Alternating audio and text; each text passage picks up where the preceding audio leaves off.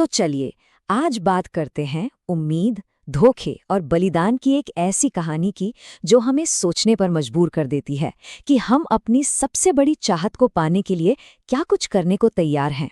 कहानी है रामपुर गांव के एक 18 साल के लड़के राजू की, जो अनाथ है। अब जरा सोचिए, जिंदगी की सबसे बड़ी ख्वाहिश, सबसे बड़ा सपना पूरा होने का मौका मिले, लेकिन वही मौका तबाही का कारण भी बन सकता है। राजू की जिंदगी में कह सकते हैं बहुत कुछ अधूरा था, लेकिन उसे गांव के सरपंच का सहारा था जिन्होंने उसे पाला था। फिर भी वो उन पर बोझ बनकर नहीं रहना चाहता था। उसके मन में बस एक ही धुन सवार थी कि वो अपने पैरों पर खड़ा हो और उस कर्ज को चुकाए। तो इसी कोशिश में राजू ने उस रहस्यमयी जंगल में कदम रखा, एक ऐसी जगह जहां जाने की मनाही थी। उसे लगा कि वो अपनी किस्मत बनाने जा रहा है, पर असल में वो अपनी नियति से मिलने जा रहा था। पर वो वहां अकेला नहीं था। पेड़ों के बीच से एक अजीब सी बहुत बड़ी कोयल उसकी हर हरकत पर नजर रखे हुए थी। ऐसा लग रहा था जैसे वो बस उसी का इंतजार कर रही हो। जंगल में एक अजीब सी खामोशी थी जो किसी आने वाले तूफान का संकेत दे रही थी। और तभी कुछ ऐसा हुआ जो नामुमकिन था। उस पक्षी ने एक साफ इंसानी आवाज में उससे बात की। ये सुनकर राजू के तो होश ही उड़ गए। उसके दिल में एक साथ डर और हैरानी की लहर दौड़ गई। आखिर ये हो क्या रहा था? उस कोयल ने राजू को वो चीज देने का वादा किया जिसे वो दुनिया में सबसे ज्यादा चाहता था, अपने पिता के बारे में जवाब।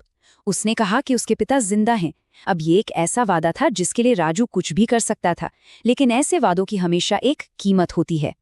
राजू का दिमाग एक तरफ उसे रोक रहा था, पर उसका दिल कुछ और ही कह रहा था। अपने पिता को फिर से देखने की उम्मीद ने उसके हर डर, हर शक को जैसे दबा दिया। वो उस एक मौके के लिए कोई भी खतरा उठाने को तैयार था। कोयल उसे जंगल के अंदर छिपी एक गुप्त गुफा में ले गई। वहां सोने और जवाहरात से भरा एक खजाना था।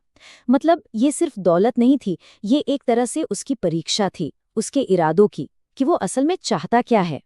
और इस वादे के साथ एक कड़ी चेतावनी भी मिली। ये राज ही सब कुछ था। अगर उसने किसी को भी इस बारे में बताया तो अपने पिता को देखने का सपना हमेशा के लिए खत्म हो जाएगा। ये एक ऐसा बोझ था जिसे उसे अकेले ही उठाना था। लेकिन ऐसे राज ज्यादा दिन तक छिपते नहीं हैं। सरपंच, जो एक बहुत ही ईमानदार इंसान थे, उन्हें वो खजाना मिल गया। उनका मानना था कि ये राजा का है, इसलिए उन्होंने जोर दिया कि इसे उसके असली मालिक को लौटा देना चाहिए। अब राजू के लिए ये चुनाव साफ था, लेकिन आसान नहीं।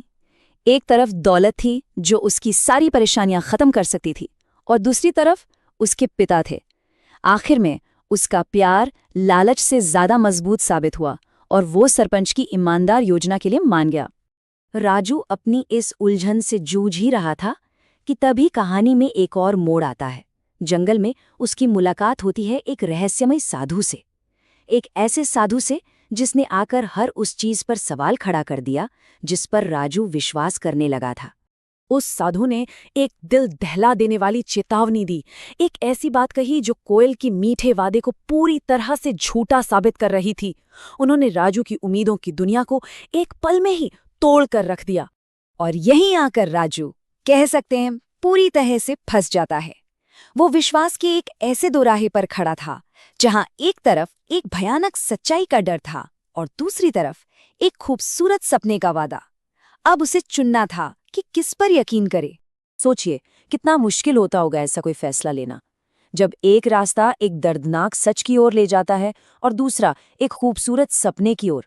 तो कोई कैसे चुने, कोई कैसे तय करे कि सच क्या है और धोखा क्या? आखिर में राजू ने अपने दिल की सुनी। उसने कोयल पर विश्वास करने का फैसला किया।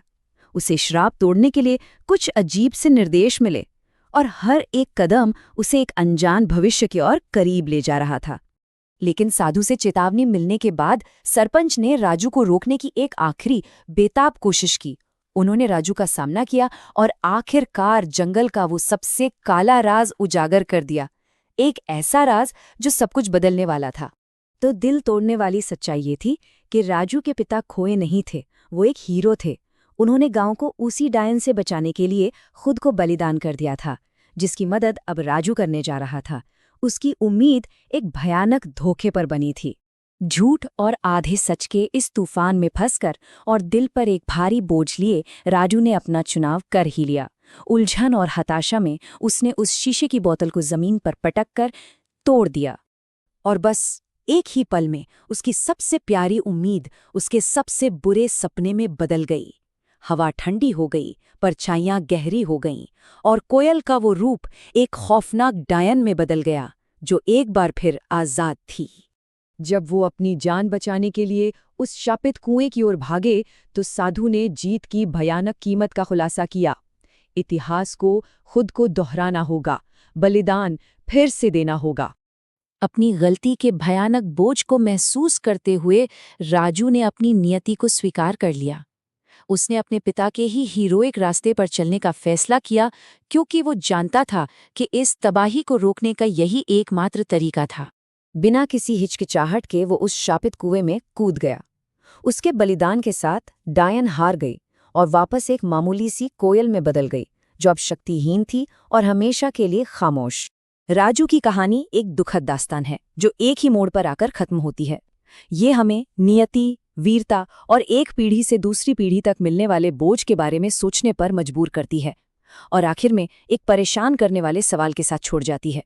जब बलिदान देना जरूरी हो तो ये कौन तय करता है कि उसकी कीमत कौन चुकाए?